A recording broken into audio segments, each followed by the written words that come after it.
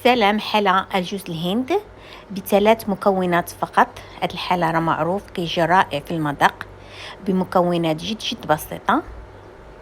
اللي كنحتاجو ليه 2 من ابيض البيض بحرارة المطبخ، نص كوب من السكر، تقدروا تضيفوا حتى كوب الا ربع، وكوب من جوز الهند، قبصة ملح. كنخلطوا جميع المكونات مع بعض تيتجانس لنا الخليط بهذه الطريقة هذه.